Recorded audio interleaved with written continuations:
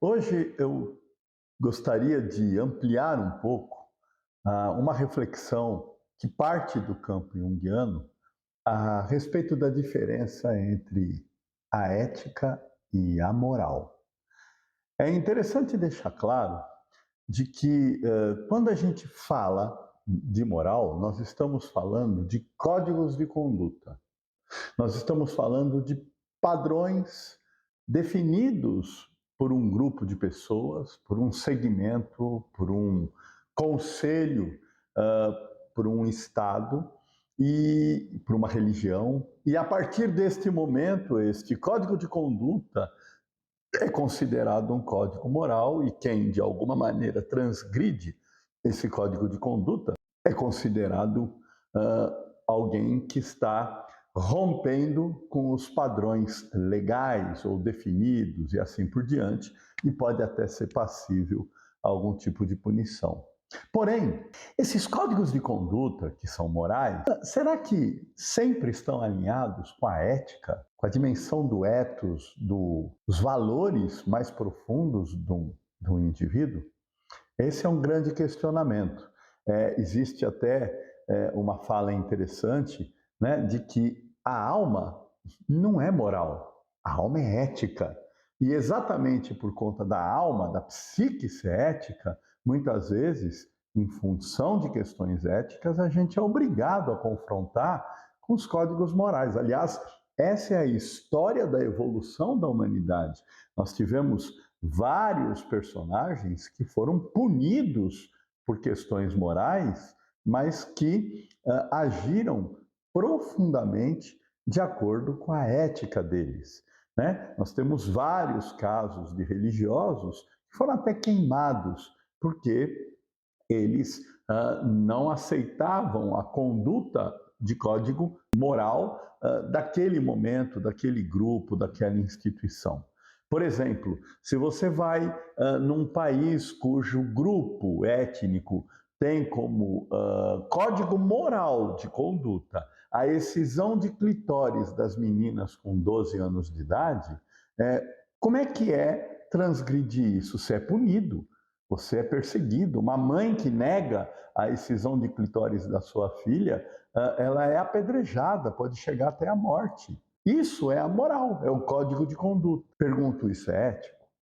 Tem um filme que retrata uma história verídica chamada Maçai Branca, que é um caso de uma mulher suíça que se encantou com um guerreiro Maçai, largou tudo e foi viver com ele. E viver de acordo com os códigos de conduta morais daquela tribo, onde ela aprendeu a falar a língua deles, porque eles não aprenderam a falar a língua dela, ela agregou valores, mas assim, ela se submeteu a coisas absurdas, porque ela estava tomada por um complexo, uma paixão arrebatadora a um aspecto primitivo do masculino, né? Jungianamente a gente falaria do ânimos. E ela viveu com isso, teve uma filha com ele e tudo mais. Até que, quando a filha está chegando aos 11, 12 anos, o código de conduta moral daquela tribo era a excisão de clitóris. E aí que ela começa a entrar em conflito ético e percebe que ela não poderia permitir que isso acontecesse com a filha dela. E aí ela entende que ela não teria como, de alguma forma, mudar o padrão ético, religioso, moral daquela tribo, e sim, ela teria que fugir com a filha.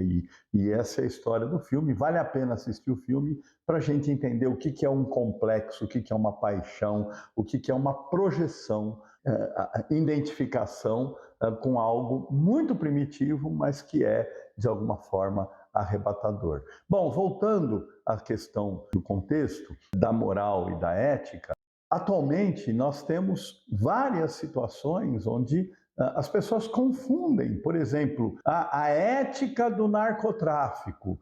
Quem trai a ética é punido pelo narcotráfico. Aquilo não é ética. Aquilo é um código de conduta que é a moral deles. Porém, isso não tem ética nenhuma. Aliás, se eles tivessem ética, eles nem seriam narcotraficantes. Eles estariam lutando contra a disseminação de drogas e o extermínio precoce de uma quantidade enorme de jovens que acontece por conta da ilusão da droga produzindo uma ampliação de consciência, um estado alterado, momentos de prazer efêmero e coisa do tipo. Isso também faz parte desse circuito de gratificação e recompensa. A questão toda é, o indivíduo que está conectado consigo mesmo, o indivíduo que está, de alguma maneira, consolidado com aquilo que o Jung chama de self, ele, diante da vida, ele sabe aquilo que é possível, aquilo que não é possível.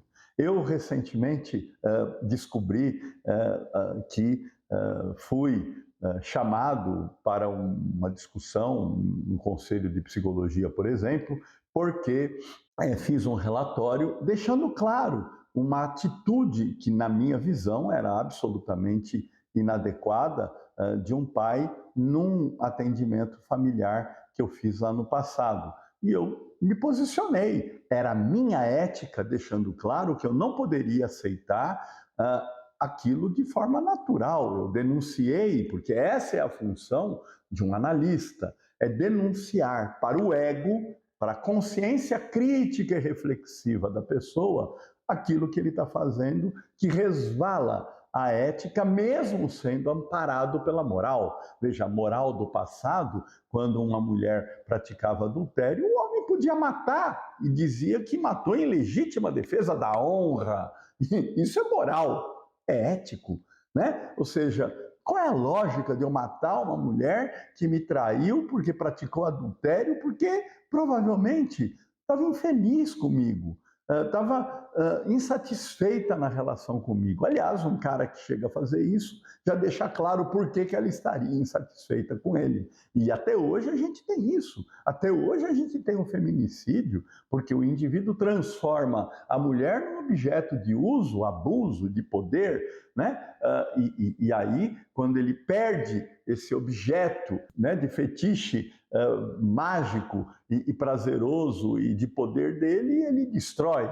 Que lógica é essa? É a lógica de uma moral do complexo e não de uma ética interior. Bom, então, nesse contexto, eu fiz um relatório deixando claro a inadequação daquela figura. A família toda é disfuncional, mas aquela figura era mais inadequada. Aliás, eu falei primeiro com ele, mas ele obviamente não assenta e rompe até o processo, porque isso é muito comum quando você está atendendo família e quando você identifica aquele indivíduo que é talvez o mais responsável por criar a desordem do grupo familiar, e você tenta mostrar se ele é tomado pelo poder, principalmente pelo poder econômico, e esse era o caso, ele simplesmente interrompe o processo e acabou, porque ele quer alguém que esteja alinhado com as ideias dele, né? E se não estiver alinhado com as ideias dele, é inadequado, é mal profissional,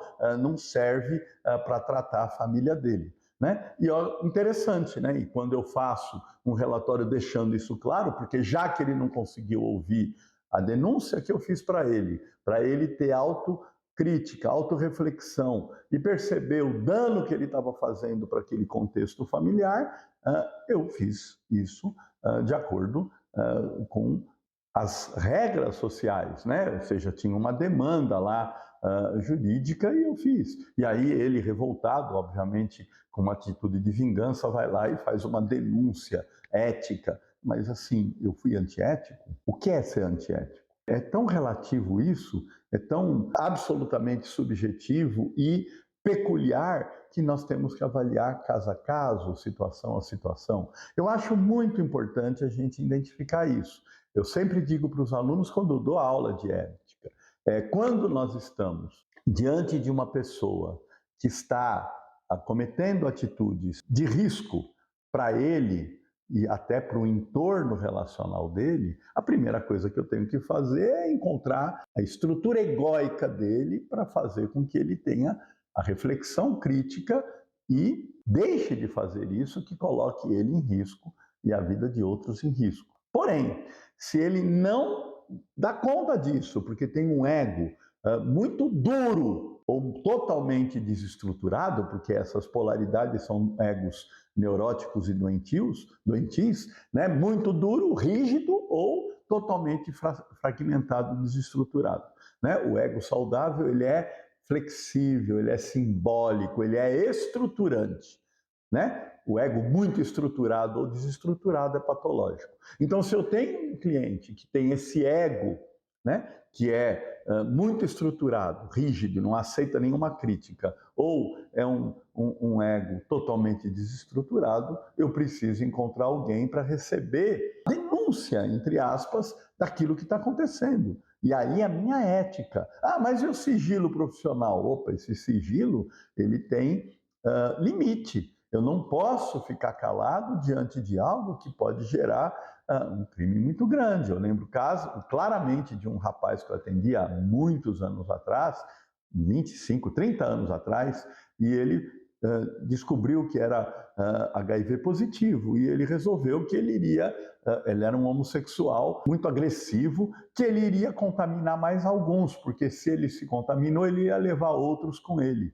E eu fui muito incisivo e ele começou a ter esse tipo de atitude e aí eu acionei a família e de alguma maneira, fiz com que as pessoas todas segurassem, refletissem, ajudassem, e aí, de alguma forma, ele chegou à conclusão de que estava num caminho completamente insano e tudo mais. Mas assim, e se ele continuasse? Eu ia ficar quieto? Será que eu não tinha que denunciar? Se a família fosse conivente para alguma consciência mais ampla, como, por exemplo, o Estado? Com certeza, sim. A minha função e a função de todo profissional da saúde mental é essa, é dar consciência crítica para o indivíduo ter consciência da própria consciência, saber o que ele está fazendo e despertar a ética, independente dos códigos de conduta moral. Se ele não consegue fazer isso e ele faz algo que coloque em risco a vida de outros, eu tenho que acionar o primeiro grupo relacional dele, né? Se esse grupo relacional é omisso, eu tenho que ir em esferas maiores até chegar no Estado. Essa é o grande desafio de um profissional de saúde quando nós estamos falando dessa questão entre ética e entre moral. Ok? Bom, espero ter ajudado a refletir esse tema, que é um tema muito sensível, é um tema que deixa as pessoas com certa insegurança, mas a gente não pode agir de acordo com situações que vão nos colocar em crise, que vai impedir que a gente tenha o bom sono. Obrigado, até uma próxima. Ajudem a divulgar o nosso canal. Fiquem atentos que agora, em junho, nós teremos um congresso, o 9º Congresso Junguiano de IGEP, que está maravilhoso, falando sobre as expressões criativas e a arte-terapia no campo junguiano. Vai ser de grande valor para todos os profissionais de ajuda e os curiosos para entender como que a alma faz, né, o caminho artisticamente e criativamente para o autoconhecimento e para a cura. Até a próxima.